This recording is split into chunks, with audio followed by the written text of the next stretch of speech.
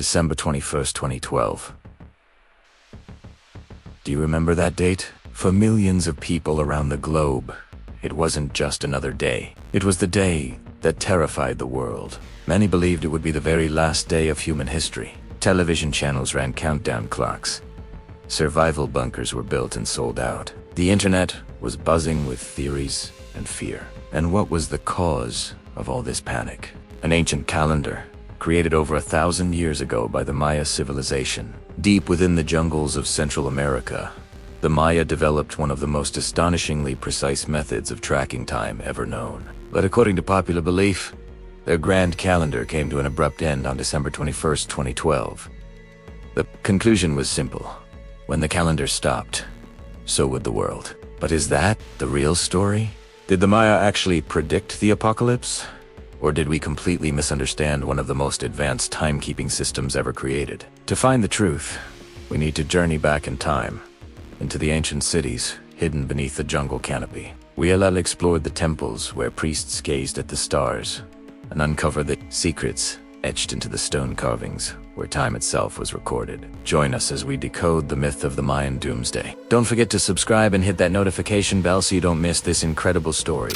Did the world really almost end in 2012? We've all heard the stories, but the truth is, the Mayan calendar is so much more than just a doomsday prophecy. It's actually a super complex and fascinating way of understanding time itself. And it's not just one calendar, but several that work together like cosmic gears. First up is the Tusokan, the sacred calendar. Imagine a cycle of 20 named days combined with 30 numbers. This creates a 260-day cycle, which was incredibly important for Mayan religious ceremonies and personal destinies. It's like their version of an astrological calendar, guiding the timing for rituals and major life events. Then there's the Hab, which is more like the calendar we use today. It's a 365-day solar calendar, but structured a bit differently. It's made of 18 months, each with 20 days. Do the math, and you get 360 days. So what about the last 5? These were known as the Wayeb, a special 5-day period considered to be a bit unlucky and a time for reflection before the new year began. Now, how did these two calendars work together? They were combined to form something called the calendar round. A specific day in the Tukan and a specific day in the Hab would align, and this unique combination wouldn't repeat for 52 years. For the Maya, reaching 52 was a huge milestone, kind of like a major century celebration for us. But what about those really long periods of time? That's where the long count comes in. This is the calendar that famously caused all the 2012 fuss. The long count tracks time in a massive cycle of about 5,125 years. The end of one of these grand cycles in December 2012 wasn't seen as an apocalypse, but simply the end of one era and the beginning of a new one.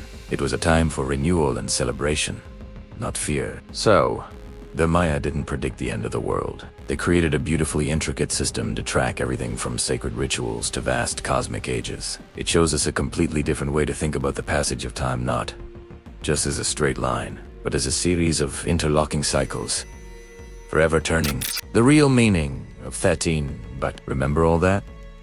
Well, let's separate fact from fiction. So, what's the deal with the Mayan calendar? It's not just one single calendar. The Maya used a complex system of multiple calendars that work together. The one that caused all the fuss is the long count calendar. This calendar tracks time in long cycles, much like we track decades, centuries, and millennia. The basic unit is a day, or kn.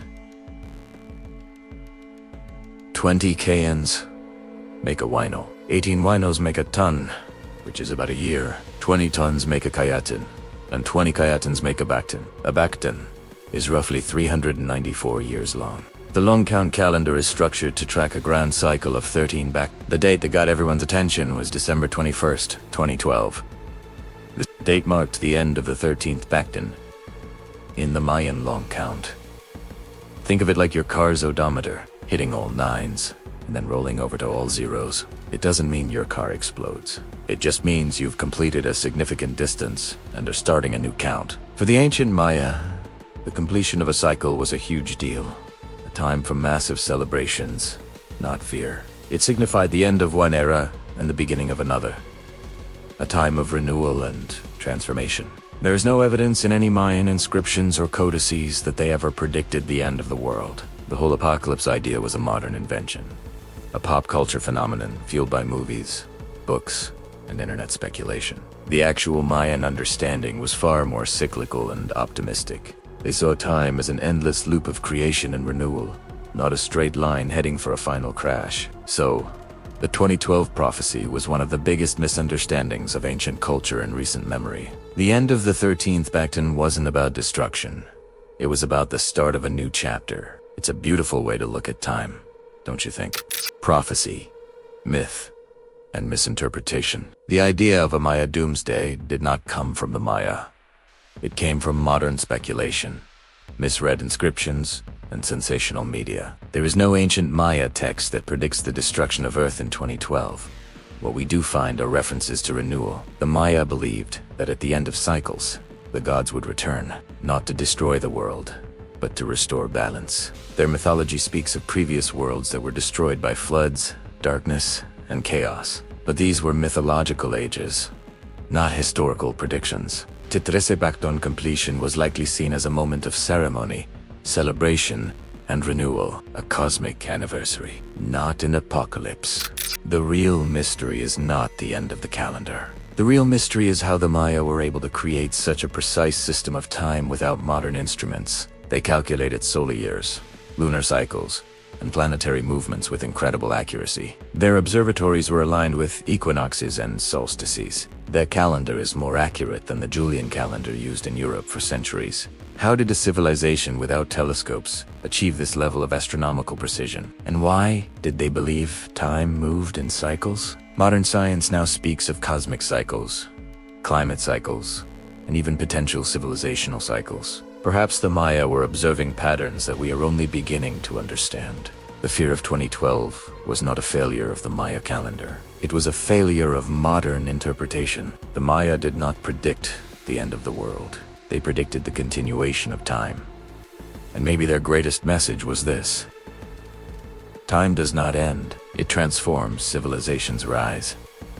Civilizations fall. Cycles repeat. And somewhere in the jungle, carved into stone, the Maya are still counting.